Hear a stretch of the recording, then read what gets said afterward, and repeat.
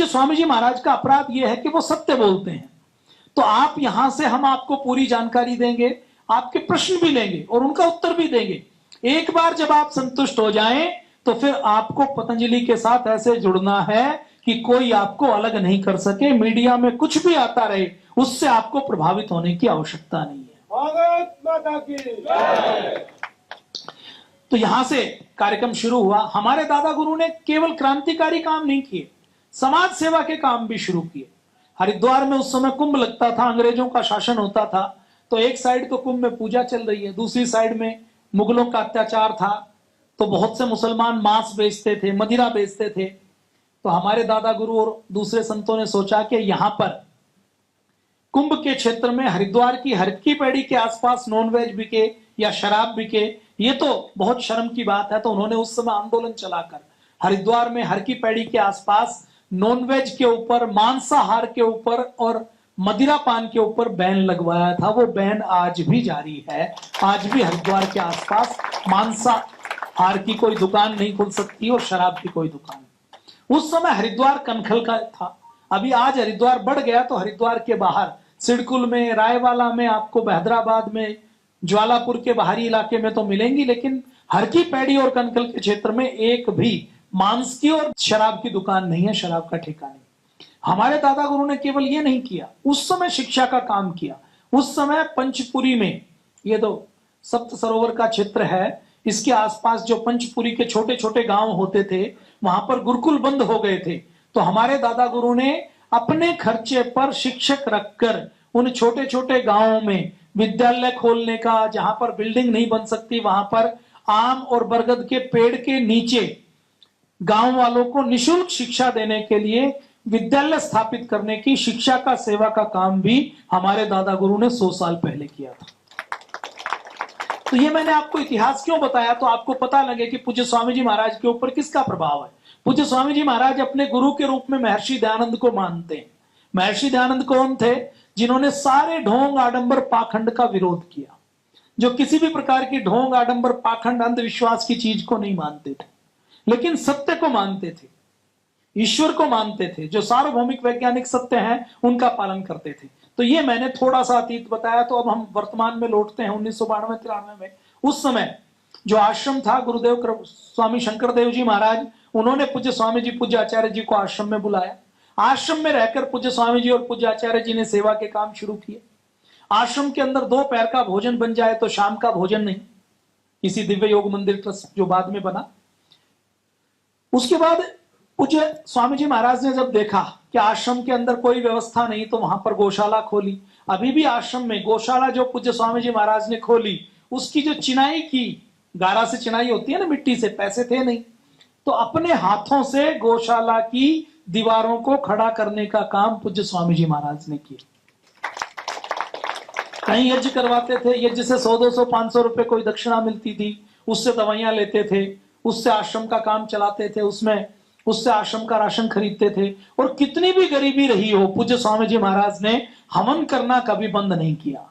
गांव के अंदर कोई हवन नहीं करता था। जब पूज्य स्वामी सोमानंद जी महाराज ने कहा कि हवन और यज्ञ करना चाहिए, इससे देवता प्रसन्न होते हैं और पर्यावरण की शुद्धि होती है, और प्रत्येक वैदिक धर्मी को, सनातनी को हवन यज्ञ जरूर करना चाहिए, तो उन्होंने हवन यज्ञ करना प्रारंभ किया। तो उस समय जब हवन कुंड नहीं था, तो गांव के घर से घी चोरी करके टूटे हुए मटके के अंदर भी पूज्य स्वामी जी महाराज ने हवन किया है, जिसको ठेकरी बोलते हैं ना, हरियाणा उत्तर प्रदेश में, उसके अंदर हवन किया है। तो उस समय भी जो भयंकर गरीबी थी, पूज्य स्वामी जी महाराज ने यज्ञ हवन को कभी बंद नहीं किया। इतनी गरीबी थी कि आश्रम में एक टॉयलेट बनी हुई थी, उस टॉयलेट का गड्ढा भर गया, तो उस भरे हुए गड्ढे को जब आश्रम में कुछ लोग रहते थे, वो कोई भी साफ करने के लिए तैयार नहीं हुआ, तो पूज्य स्वामी जी ने खुद अपने हाथों से उस टॉयलेट के गड्ढे की सफाई की। आपको मैं ये क्यों बता रहा हूं, ताकि आपको पता लगे कि हमारा ये जो आश्रम बना है, ये जो संस्थान खड़ा है, ये संकल्प की शक्ति के ऊपर खड़ा है, ये पुरुषार्थ के ऊपर खड़ा है, ये सादगी के ऊपर खड़ा है, ये सिद्धांतों के ऊपर खड़ा है। इस आश्रम की नींव में पूज्य स्वामी जी महाराज ने कभी भी अपने जीवन में जाति पाति को नहीं माना। पूज्य स्वामी जी महाराज ने अपने जीवन में कभी भी किसी को छोटा और किसी को बड़ा नहीं माना। पूज्य स्वामी जी महाराज ने अपने जीवन में कभी भी किसी काम को छोटा नहीं मानना, और आपको भी उनका शिष्य होने के नाते अपने जीवन में कभी भी किसी काम को छोटा नहीं मानना, किसी काम को बड़ा नहीं मानना, किसी से भेदभाव नहीं करना। यह घटना मैंने क्यों बताई आपको? इसलिए बताई कि संगठन का, समाज का काम करते हुए आपको कहीं दरी बिछानी पड़े तो उसको भी गौरव के साथ बिछाना है। समाज की सेवा करते हुए व्यवस्थाएं करनी पड़ती हैं, तो समाज के लोग तब आपके साथ चलेंगे जब आगे आप जाकर पहला कदम उठाएंगे। तो आपको अपने जीवन में कभी भी किसी काम को छोटा नहीं समझना। तो ये थोड़ा सा मैंने आश्रम के इतिहास के बारे में बताया। तो पूज्य स्वामी शंकरदेव जी महाराज ने पूज्य स्वामी जी और पूज्य आचार्य जी को आश्रम में लेकर आए। वहां बहुत से कब्जेदार थे, उन कब्जेदारों से आश्रम का कब्जा छुड़वाया, और इस छोटी सी लाल बिल्डिंग में जो 1.5 एकड़ का आश्रम था, जिसमें कुछ आम के पेड़, कुछ लीची के पेड़ थे, गंगा के किनारे बना हुआ है, अभी भी है, आप जाकर देख सकते हैं। तो इस आश्रम में पूज्य स्वामी जी महाराज ने पहले योग सिखाना शुरू किया। टॉयलेट भी नहीं बना हुआ था, एक टॉयलेट था। अब संघ प्रक्षालन करवाना है तो और टॉयलेट की आवश्यकता है। तो कोई व्यवस्था नहीं होते हुए पूज्य स्वामी जी महाराज ने 1-2 लोगों को योग सिखाना शुरू किया। 2 लोगों को योग सिखाया, 2 से संख्या बढ़कर 10 हुई, 10 से 20 हुई। फिर पूज्य स्वामी जी, पूज्य आचार्य जी ने दिन में रोगियों को देखना शुरू किया, आयुर्वेद के रोगियों को, ओपीडी शुरू की। लोग आए, लोगों को जब आयुर्वेद से लाभ हुआ तो वो संख्या बढ़ने लगी, 1-1 किलोमीटर की लाइन लगने लगी। पूज्य स्वामी जी और पूज्य आचार्य जी पहले अपने हाथ से दवाइयां बनाते थे। जब ये देखा कि केवल हाथ से दवाइयां बनाने से काम नहीं चलेगा, और ज्यादा आवश्यकता है, तो पूज्य स्वामी शंकरदेव जी महाराज से बात की। तो पूज्य स्वामी शंकरदेव जी महाराज ने कहा कि बड़े स्तर पर दवाइयां बनाए। तो पतीला भी किराए पर लेकर आए, पतीला भी नहीं था, पतीला किराए पर लेकर, बर्तन किराए पर लेकर दवाइयां बनानी शुरू की, और दवाइयां निशुल्क बांटते थे। निशुल्क ओपीडी चलती थी, बहुत से लोग आते थे, निशुल्क दवा मिलती थी। तो निशुल्क दवा की कीमत नहीं समझते थे, बाहर निकलकर उसको गंगा में डाल देते थे कि चूर्ण क्या फायदा करेगा। उसके बाद जब रोगियों की संख्या बढ़ी तो यह लगा कि निशुल्क तो हम दान मांगकर इसकी सेवा नहीं कर सकते, तो दवा का लागत मूल्य रखना शुरू किया कि कोई रोगी आएगा तो दवा का लागत मूल्य लेकर हम उनको दवा दे देंगे। तो कुछ दवाएं तो पूज्य स्वामी जी, पूज्य आचार्य जी खुद बनाते थे, कुछ दवाएं ऐसी होती थी जो खुद नहीं बना पाते थे, तो उसके लिए दूसरी कंपनियों की दवा लिखते थे। उस समय भारत में डाबर काम करती थी, वैद्यनाथ काम करती थी, झंडू काम करती थी, जो आयुर्वेद की दवा बनाने का काम करती थी। लेकिन पूज्य स्वामी जी, पूज्य आचार्य जी ने देखा कि जो डाबर, झंडू, वैद्यनाथ है, इसके अंदर यदि कोई दवा बनाने के लिए ये कहा है कि इसके अंदर इलायची इतनी हो, इसके अंदर जड़ी बूटी ऐसी जो दुर्लभ है, जो महंगी है, वो इतनी हो, तो वो जड़ी बूटी वो डालते नहीं थे। प्रॉफिट के चक्कर में दवा की गुणवत्ता कम कर देते थे। तो पूज्य स्वामी जी और पूज्य आचार्य जी ने ये महसूस किया कि हमें अच्छी दवाइयां खुद बनानी पड़ेंगी, और पूज्य स्वामी शंकरदेव जी से प्रेरणा लेकर, उनसे आज्ञा लेकर उन्होंने दिव्य फार्मेसी की स्थापना की, अपनी खुद की दवाइयां बनानी शुरू की और लागत मूल्य पर उनको देना शुरू किया। पूज्य स्वामी जी महाराज ने जब योग सिखाना शुरू किया तो असम में बाढ़ आती थी। तो उस समय जब बरसात का मौसम होता था तो पूज्य स्वामी जी, पूज्य आचार्य जी यहां से दवाइयां लेकर ट्रेन के डिब्बे में बैठकर, जनरल डिब्बे में बैठकर, सीट नहीं मिलती तो टॉयलेट के पास बैठकर, टॉयलेट के पास फर्श के ऊपर भी जब सीट नहीं मिलती तो जनरल डिब्बे में, आप में से किस किस ने जनरल डिब्बे में यात्रा की है? सब ने की है, हमने भी की है। तो जनरल डिब्बे में सीट नहीं होती तो ना फिर लोग एक दूसरे के ऊपर चढ़ के बैठते हैं, जिसको जहां एक पैर टिकाने की जगह मिल जाए तो एक पैर टिकाता है, किसी को नीचे बैठने की जगह मिल जाए तो नीचे बैठकर करता है। हमने भी बहुत यात्राएं की हैं पूरे देश में यात्रा करते करते। अभी तो संस्था के पास संसाधन है तो समय बचाने के लिए, क्योंकि ट्रेन में यात्रा करेंगे तो 2 दिन लगेंगे, तो समय बचाने के लिए अभी संस्थान में परम पूज्य स्वामी जी महाराज, पूज्य आचार्य जी हेलीकॉप्टर का भी प्रयोग करते हैं। अब आप में से कई बार कुछ लोगों को कहने, जिनको कुछ नहीं करना ना, वो कहेंगे अरे ये बाबा जी का जीवन बहुत अच्छा है, ये तो हवाई जहाज में घूमते हैं। हवाई जहाज में लग्जरी के लिए नहीं घूमते। पूज्य स्वामी जी महाराज एक दिन भी, कोरोना काल जब से शुरू हुआ है, एक दिन भी पूज्य स्वामी जी महाराज ने अपने लाइव योग के कार्यक्रम को छोड़ा है। पूज्य स्वामी जी रात को 2 बजे भी आते हैं तो लाइव योग के कार्यक्रम में 5 बजे पहुंच जाते हैं। और 9 बजे इंडिया टीवी का कार्यक्रम करके दिल्ली या देहरादून जाकर कहीं राजस्थान में कार्यक्रम करना है, राजस्थान में कार्यक्रम करके वापस शाम को हरिद्वार आके एक एक रोगी से मिलने का काम करते हैं।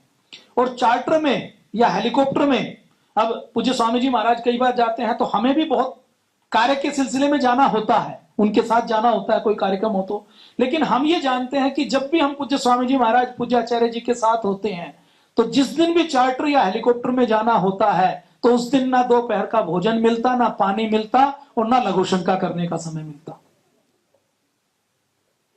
तो ये कई बार देखने में व्यक्ति को ये लगता है कि सामने से तो चार्टर का या हेलीकॉप्टर का यूज किया जाता है, वो केवल समय बचाने के लिए किया जाता है कि अगर हमें कई कार्यक्रम करने हैं और सारी व्यवस्थाओं को देखना है तो वो आवश्यक है। जैसे अभी 4 दिन पहले गए, मुझे जम्मू की बैठक करने के लिए जाना था, तो पूज्य स्वामी जी महाराज को दिल्ली जाना था।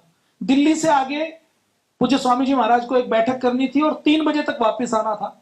दिल्ली जाने के बाद पूज्य स्वामी जी महाराज को पता लगा कि राजस्थान के रेवासा में एक सन्यासी का कार्यक्रम है, वहां पर एक सन्यासी का महाप्रयाण हो गया और उन्होंने बहुत आग्रह किया। तो पूज्य स्वामी जी महाराज 8 बजे यहां से निकले, इंडिया टीवी का कार्यक्रम थोड़ा सा जल्दी करके 7 बजे खत्म करके 8 बजे यहां से निकल के 9:30 बजे देहरादून एयरपोर्ट पर पहुंचे, बिना कोई प्रसाद लिए। कपड़े भी कहां चेंज किए पूज्य स्वामी जी महाराज ने, इंडिया टीवी का कार्यक्रम योग का किया तो कपड़े तुड़मुड़ जाते हैं ना, तो कपड़े बदले तो वहीं गाड़ी के पीछे खड़े होकर कपड़े बदल कर देहरादून एयरपोर्ट पहुंचे। देहरादून एयरपोर्ट से सीधे फ्लाइट के अंदर बैठे, दिल्ली पहुंचे। दिल्ली से सीधे जहां कार्यक्रम में जाना था वहां पर इंडिया गेट के पास कार्यक्रम में गए, वहां से कार्यक्रम करके वापस एयरपोर्ट आए। वापस एयरपोर्ट से पूज्य स्वामी जी महाराज फिर रेवासा के लिए राजस्थान वहां गए। 3 बजे वहां पर पहुंचे, 1-1.5 घंटा वहां पर कार्यक्रम में रहे। वहां से फिर वापस दिल्ली आए, दिल्ली से फिर देहरादून, फिर हरिद्वार आए और रात को 11 बजे हरिद्वार पहुंचे और 5 बजे फिर मंच के ऊपर। तो उस समय ट्रेन के डिब्बे में पूज्य स्वामी जी महाराज यात्रा करते थे, असम में जाते थे और असम में जाकर वहां लोगों को, गरीब गांव वालों को, जहां कोई हॉस्पिटल नहीं, वहां पर योग आयुर्वेद की उनकी बाढ़ में सेवा करते थे, उनको बीमारियों से बचाते थे। और जब पूज्य स्वामी जी महाराज ने जब योग शुरू किया तो आपकी कक्षा में तो बैनर लगा है, लोग आ जाते हैं। उस समय पहले 2 व्यक्ति आए, फिर 10 व्यक्ति आए, फिर कोई गुजरात का व्यक्ति आया, उसने देखा कि ये योग करने से तो बड़ा लाभ है। उसने कहा स्वामी जी महाराज को, पूज्य आचार्य जी को, कि स्वामी जी आप गुजरात में आके योग सिखाइए। तो सूरत में पूज्य स्वामी जी महाराज गए, वहां 50-50 लोगों का, 100-100 लोगों का कैंप लगाया। उसके बाद पूज्य स्वामी जी महाराज के 50-100 लोगों से जब और बात पहुंची तो पूज्य स्वामी जी महाराज ने दिल्ली में कार्यक्रम किया, छत्रसाल स्टेडियम में कार्यक्रम किया। छत्रसाल स्टेडियम में जब कार्यक्रम किया तो उस समय 15-20 हजार लोग वहां पर आए और दिल्ली में एक बड़ा कार्यक्रम हुआ। और फिर एक समय ऐसा आया 1995-96 के बाद कि देश के हर व्यक्ति को यह लगा कि योग से तो अद्भुत लाभ होता है। और पूज्य स्वामी जी महाराज ने जहां भी कार्यक्रम किए वहां सुबह पूरे का पूरा शहर उठकर आ जाता था। जो लोग 8 बजे तक नहीं उठते थे वो लोग 3 बजे उठ जाते थे और पूरा शहर जाग जाता था। पूरे शहर की सड़कें जाम हो जाती थी। लोग ये कहते थे कि योग कोई करना नहीं चाहता, देश धर्म की कोई बात करने वाला नहीं है, कलयुग के अंदर इन चीजों को कोई पसंद नहीं करता। अगर भोग का कार्यक्रम हो, कोई इंटरटेनमेंट का कार्यक्रम हो तो वो कार्यक्रम भी लोग रात को देख करना चाहते हैं, सुबह उसके लिए भी आने के लिए तैयार नहीं है। उस समय ये कहा जाता था कि यदि हेमा मालिनी और श्रीदेवी का कार्यक्रम भी सुबह रखो तो वो कार्यक्रम भी फेल हो जाए। तो उस समय योग के लिए हर शहर में, रांची में हो, पटना में हो, काठमांडू में हो, हर शहर में लाखों की संख्या में एक-एक ग्राउंड में लोगों का आना शुरू हुआ। लोग रात को ग्राउंड के अंदर सो जाते थे तो पूरे का पूरा शहर जागा। और इस तरीके से पूज्य स्वामी जी महाराज और पूज्य आचार्य जी ने योग का यह आंदोलन शुरू किया। और जब लाखों लोगों ने आना शुरू किया, लोगों ने खुद खड़े होकर बताना शुरू किया कि योग करने से मेरी ये बीमारी दूर हो गई, योग करने से मेरी ये बीमारी दूर हो गई। आपने भी आस्था टीवी पर, संस्कार पर देखा होगा, तो पूज्य स्वामी जी महाराज ने जब योग करवाना शुरू किया और लोगों की बीमारियां दूर होनी शुरू हुई और लोगों ने खड़े होकर कहा कि मेरी ये बीमारी दूर हो गई, मेरी ये बीमारी दूर हो गई। हम बहुत सालों तक गुलाम रहे ना। कोई व्यक्ति विदेश जाता है ना तो विदेश में लाइन बहुत अच्छी, बातचीत बहुत अच्छी करते हैं, वहां की व्यवस्थाएं व्यक्ति को बहुत अच्छी लगती। हमारी व्यवस्थाओं को जानबूझ के तोड़ा गया और आजादी के बाद भी 75 सालों बाद भी जो हमारी सामाजिक व्यवस्था में जो गुलामी के कारण कमजोरियां आई, वो कमजोरियां अभी दूर नहीं हुई हैं। कहीं लाइन नहीं लगाना, कहीं अच्छे से अनुशासन का पालन नहीं करना, इन सब के मूल में विदेशी आक्रमण रहा है। तो जब लोगों ने खड़े होकर कहना शुरू किया तो बहुत से डॉक्टरों ने, अपोलो और एम्स जैसे हॉस्पिटल के डॉक्टरों ने कहा कि बीपी कैसे ठीक हो सकता है, डायबिटीज कैसे ठीक हो सकती है। पूज्य स्वामी जी महाराज ने कहा कि देख लो, हो रही है। तो जब ये सारा संघर्ष शुरू हुआ तो आवाज उठानी शुरू हुई कि ये जो व्यक्ति हैं ये तो बाबा जी के आदमी हैं, जो खड़े हो रहे हैं वो किसके आदमी हैं? बाबा जी के आदमी हैं। ये अपने आदमियों को खड़े करके कह रहे हैं। अभी आप देखते हैं ना टीवी के ऊपर कोई जीसस का चेला आता है, उसके यहां भी खड़े होते हैं, फिर निर्मल बाबा के आगे भी खड़े होते हैं। तो बहुत से लोग अपने ही व्यक्तियों को खड़े होकर अपनी दुकान चलाने का काम करते हैं। तो जब उन लोगों की इन्वेस्टिगेशन की गई, पूज्य स्वामी जी महाराज ने कहा कि आप रिसर्च करके देखो, तो उस समय के बड़े डॉक्टरों ने, वैज्ञानिकों ने खुद देखा और देखने के बाद उनको यह मानना पड़ा कि योग से कुछ तो हो रहा है, योग से कुछ बीमारी तो दूर हो रही है। ऐसे लोगों को उत्तर मिला। उस समय तक योग से बीपी ठीक हो सकता है, डायबिटीज ठीक हो सकती है, योग से कोलेस्ट्रॉल ठीक हो सकता है, ये कोई मानने के लिए तैयार नहीं था। 2004-5 तक इन चीजों को कहना, बोलना और दावा करना ऐसा ही था जैसे आज के दिन में आयुर्वेद से बीपी ठीक करने की बात करते हैं तो सुप्रीम कोर्ट क्या कहती है? माफी मांगो। यह भी सिद्ध होगा, लेकिन इसमें 5 साल संघर्ष करना पड़ेगा। योग के लिए भी 5 साल 10 साल का संघर्ष था। आज पूरी दुनिया के 178 से अधिक देश ये मानते हैं कि नहीं मानते, योग से बीमारियां दूर होती हैं? मानते हैं ना? ये 20 साल पहले नहीं मानते थे।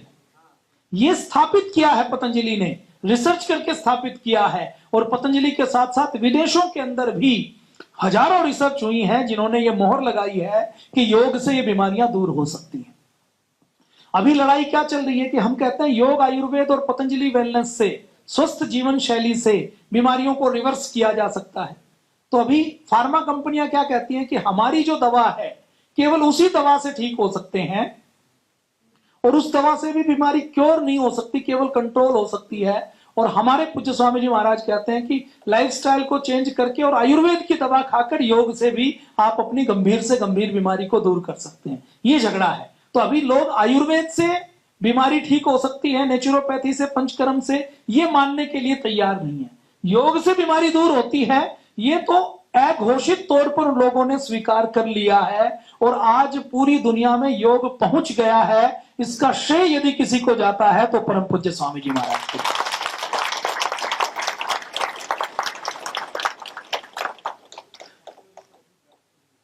तो 2004-5 तक ये आरोप लगते रहे कि तो बाबा जी के आदमी है, बीमारी कैसे ठीक हो जाएगी। ऐसे यह यात्रा, यह आंदोलन शुरू हुआ। मैंने अभी आपको थोड़ी सी आंदोलन की भूमिका के बारे में, इतिहास के बारे में, हमारी विचारधारा के बारे में, रीति नीति के बारे में, कैसे हम कहां तक पहुंचे, कहां से हमारी शुरुआत हुई, ये मैंने आपको थोड़ी सी बताने की कोशिश की। अभी संस्था क्या है इसका थोड़ा सा और मैं आपको बड़ा परिचय देता हूं। मेरा प्रयास यह है कि आपको परिचय दूं तो आपको याद रहे। केवल कक्षा की तरह मैं स्लाइड दिखाऊं और आपको कहूं आपको नोट कर लो, तो उसमें आपको जब आप उठकर जाएंगे तो आपका मस्तिष्क शून्य मिलेगा। आपको कहानी के तरीके से मैं बताऊंगा तो आपको ज्यादा याद रहेगा। और मुझे लगता है कि यह सत्र आपको ऐसा याद रहे कि इसमें आवश्यकता पड़े तो अपनी कक्षा में, अपने शिविरों में आप दूसरे लोगों को बता सकें। कोई व्यक्ति जब कहे कि बाबा जी तो केवल दवाई बेचने का काम करते हैं, या पतंजलि तो व्यापारी हो गई है, पतंजलि तो ये करती है, वो करती है, उसका उत्तर आप दे सकें। उसके लिए आपको इतनी जानकारी होनी जरूरी है। जरूरी है या नहीं है? अभी 3 घंटे की आप पिक्चर देखते हैं तो पिक्चर के बीच में भी कई बार पॉपकॉर्न खाते हैं ना। अभी आपको 3 घंटे हम बिठाने वाले हैं, पिक्चर भी नहीं दिखाने वाले, लेकिन आप बैठे तो आपकी रुचि ऐसी बने कि आपका उठने का मन नहीं करे, तब सत्र करने का, तब प्रशिक्षण का लाभ है। तो यहां पर आपको ऐसा ही आनंद आएगा। अभी हमारी संस्था और क्या है, तो जो पुराना आश्रम था गुरुदेव कृपालु देव जी महाराज का, गंगा किनारे का, 1.5 एकड़ का, उस आश्रम में 1995 में अब पूज्य स्वामी जी महाराज ने पहले निःशुल्क दवाई देते थे। तो कोई कुछ दान दे देता था, उससे दवाई खरीद के निःशुल्क दे देते थे। लेकिन जब ये देखा कि हजारों लाखों लोगों को दवाइयां देनी है और सबको निःशुल्क नहीं दे सकते, और पूज्य स्वामी जी महाराज जब बाहर शिविर लगाते थे तो शिविरों में भी पूरा दिन लोगों को देखते थे, पूज्य आचार्य जी देखते थे। तो उस समय अगर वहां जाके दवाइयां उनको कोई देनी है, किसी को 2 महीने 6 महीने की दवाई देनी है, तो लागत मूल्य तो लेनी पड़ेगी। 100-200 लोगों को तो दान से दे सकते हैं, लेकिन 1 लाख लोगों को दवाई देनी हो, उसके लिए दवाई बनानी हो तो आदमी भी किराए पर काम पर रखने पड़ेंगे, उसके लिए दवा खरीदनी पड़ेगी, इकट्ठी खरीदेंगे तो बिल भी लेना पड़ेगा, बेचेंगे तो रजिस्ट्रेशन करवाना पड़ेगा, उसका बिल काटना पड़ेगा। तो भारत सरकार में एक आवश्यकता है कि अगर आपको कुछ लिखा पढ़ी का लेन देन का काम करना है तो आपको अपना रजिस्ट्रेशन करवाना पड़ेगा। किसी से दान भी लेना है तो दान की रसीद देनी पड़ेगी, दान की रसीद लेकर दान को अकाउंट में जमा करवाना पड़ेगा, फिर दान को खर्च करना पड़ेगा। इसके लिए ये जो व्यवस्था है, इस व्यवस्था को आगे बढ़ाने के लिए पूज्य स्वामी जी महाराज को लगा कि हमें एक ट्रस्ट बनाना पड़ेगा। तो सबसे पहले 1995 में एक ट्रस्ट बनाया गया, दिव्य योग मंदिर ट्रस्ट। कौन सा ट्रस्ट बनाया गया? उसके बाद दिव्य योग मंदिर ट्रस्ट ने 1995 से लेकर 2005 तक काम किया।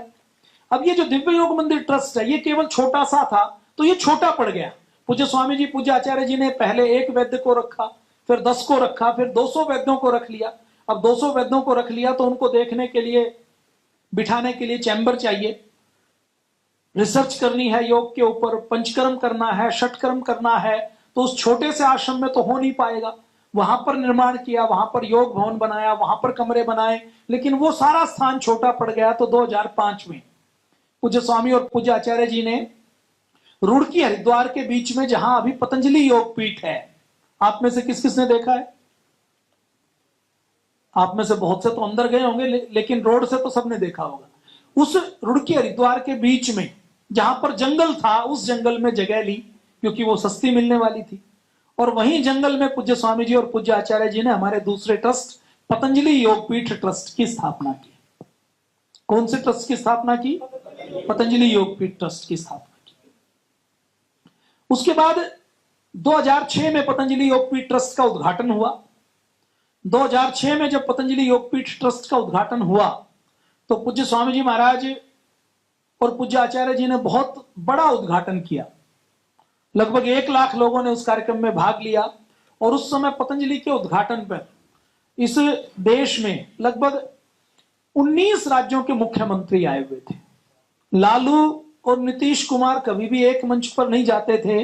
वो पहला कार्यक्रम था जिसमें लालू यादव और नीतीश कुमार भी एक साथ आए। दोनों एक दूसरे के एंटी थे उस समय।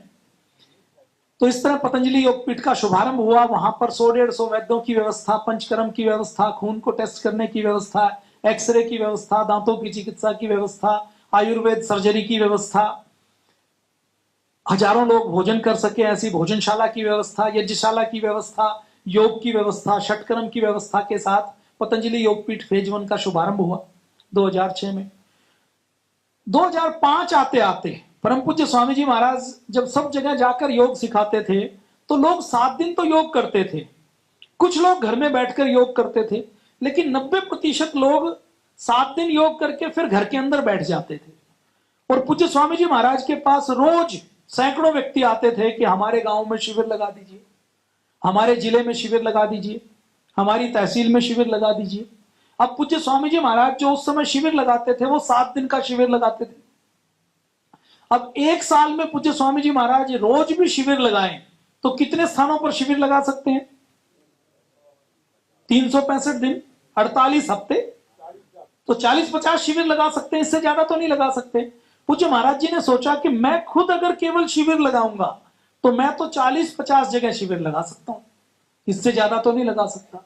तो पूज्य स्वामी जी महाराज ने संकल्प लिया कि मैं अपने हाथ तैयार करूंगा, अपने प्रतिरूप तैयार करूंगा। और 2005 में पूज्य स्वामी जी महाराज ने आस्था टीवी पर एक स्क्रोल चलाया, और उस स्क्रोल में पूज्य स्वामी जी ने कहा कि जो लोग योग में रुचि रखते हैं और समाज की सेवा करना चाहते हैं, ऐसे लोगों को हम हरिद्वार बुलाएंगे, उनको यहां पर ट्रेनिंग देंगे, योग आयुर्वेद की सामान्य जानकारी देंगे। वो घर में रहते हुए 22 घंटे तो घर परिवार नौकरी व्यापार का काम करेंगे, और 2 घंटे वो देश व समाज की सेवा का काम करेंगे। अपने घर के पास के किसी पार्क में वो खुद योग करेंगे और पतंजलि का एक बैनर लगाकर दूसरे लोगों को योग करवाना शुरू करेंगे। हम उनको यहां पर निःशुल्क शिक्षा दीक्षा देंगे और ये योग का काम सेवा का काम है। इस योग के काम में सबको वो आगे 2 घंटे खुद भी करेंगे और निशुल्क लोगों को सिखाने का काम करेंगे। तो इस संकल्प के साथ कि मेरे केवल 2 हाथ नहीं, मेरे लाखों हाथ बन जाएं। पूज्य स्वामी रामदेव जी अकेले नहीं रहे, उनके लाखों प्रतिरूप बन जाएं, क्लोन बन जाएं। आपने नेगेटिव सेंस में एक राक्षस का नाम सुना होगा, रक्त बीज का।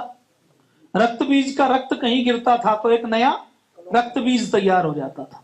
वो तो पाप करने का, लोगों को दुखी करने का काम करता था। पूज्य स्वामी जी महाराज ने ऐसे अच्छे लोगों को प्रतिरूप बनाया कि जो पूज्य स्वामी जी की तरह दूसरों की सेवा का काम करें। तो पूज्य स्वामी जी ने 2005 में 1000 लोगों को बुलाया। 1000 लोगों को। उस समय पतंजलि योगपीठ 2005 में नहीं बना था। पतंजलि योगपीठ कब बना? 6 में बना। उद्घाटन 6 में हुआ, 5 में रजिस्ट्रेशन हुआ। तो 2005 में भूपतवाला में बांस का टेंट लगाया। उस समय पतंजलि के पास ऐसी कोई जगह नहीं थी कि 500 लोगों को भी बिठा सकें। जयराम आश्रम से लेकर मारुति नंदन से लेकर हरिद्वार में जितनी धर्मशालाएं थे उसके 1000 कमरे बुक करवाए। 1000 लोगों को बुलाकर भूपतवाला में बांस बंबू का टेंट लगाकर, बरसात के दिनों में जब बाहर कार्यक्रम नहीं होते थे पूज्य स्वामी जी के, क्योंकि लाखों लोगों के कार्यक्रम होते थे, तो बाहर कार्यक्रम कैसे होते थे? खुले में कार्यक्रम होते थे। तो सर्दियों के समय में जब बाहर कार्यक्रम नहीं होते थे तो हरिद्वार में शिविर लगाना शुरू किया और हरिद्वार में पहले 1000 लोगों को बुलाकर 11 दिन तक पूज्य स्वामी जी महाराज ने उनको योग की, आयुर्वेद की कक्षा लगाने की ट्रेनिंग दी। और वो जो 11 दिन की ट्रेनिंग थी वो सुबह शाम होती थी, क्योंकि आवास अलग था। कोई 2 किलोमीटर दूर रहता है, कोई 5 किलोमीटर दूर रहता है, कोई 10 किलोमीटर दूर धर्मशाला में है। एक जगह सारी धर्मशालाएं नहीं है। तो दिन में प्रशिक्षण नहीं होता था। प्रशिक्षण कब होता था? केवल सुबह और शाम को। दिन का कोई प्रशिक्षण नहीं। अभी तो हम आपको सुबह योग भी करवाते हैं और दिन का प्रशिक्षण भी देते हैं। तो उस समय यह व्यवस्था नहीं थी। उस समय ना तो संस्थान के पास कंप्यूटर था ना एलईडी स्क्रीन थी। तो 2005 में 3000 लोगों को शुरू किया, उनको योग शिक्षक बनाया, अपना प्रतिरूप बनाया। और पूज्य स्वामी जी ने कहा कि जो लोग यहां योग सीख रहे हैं वो आगे दूसरे लोगों को जाकर एक एक व्यक्ति को कम से कम 100 लोगों को योग सिखाना है। पूज्य स्वामी जी ने कहा कि जैसे मैंने आपको योग शिक्षक बनाया, आपको आगे कम से कम 10 लोगों को योग शिक्षक बनाना है। 2005 में हम भी पूज्य स्वामी जी महाराज के पास जैसे आप आए हैं ऐसे ही आए थे। 2005 में एक शिक्षक के रूप में आकर हमने योग शिविर लगाना, योग कक्षाएं लगानी शुरू की। उसके बाद पूज्य स्वामी जी महाराज ने हमें जिले स्तर पर दायित्व दिया, फिर राज्य स्तर पर दायित्व दिया। और उसके बाद जब पूज्य स्वामी जी महाराज को 2009 में लगा कि बड़ा आंदोलन करना है, बड़ी आवश्यकता है, तो 2006 से ही पूज्य स्वामी जी महाराज ने कुछ सेलेक्टेड लोगों को, जिनके अंदर बहुत ऊर्जा प्रबंधन दिखता था कि इनसे साथ लेकर एक बड़ा काम किया जा सकता है, कहना शुरू किया। मेरा विवाह तो पूज्य स्वामी जी महाराज से जुड़ने से पहले हो चुका था 2004 में। तो उसके बाद पूज्य स्वामी जी महाराज का जब हिसार आना हुआ तो पूज्य स्वामी जी महाराज से मिलना हुआ। 2005-6 से पूज्य स्वामी जी महाराज ने कहना शुरू किया कि कुछ लोगों की हरिद्वार में आवश्यकता है, हमें बड़ा काम करना है और बड़ा काम तभी हो पाएगा जब हमारे पास व्यक्ति होंगे। तो परिवार वालों ने मना कर दिया। उसके बाद 2008 में पूज्य स्वामी जी महाराज ने माता पिता के पास जाकर, घर जाकर कहा कि ये इस बालक को देश की सेवा में लगाना है। तो माता पिता ने पूज्य स्वामी जी महाराज को सौंप दिया कि हम अपने बच्चे को आपको सौंपते हैं, आप इस जैसा महाराज जी कहें वैसी सेवा में लग जाओ। तो हमने 2008 से यहाँ पूर्णकालिक आकर, अपना नौकरी छोड़कर अपने परिवार के साथ यहीं आकर सेवा का काम शुरू किया। तो ऐसे पूज्य स्वामी जी महाराज ने आह्वान करके लोगों को जोड़ा और 2005 में 3000 लोगों को तैयार किया और उनको कहा कि आप अपने अपने स्थान पर जाकर योग शिविर लगाओ। तो लोगों ने खूब योग शिविर लगाए, योग की कक्षाएं लगाई।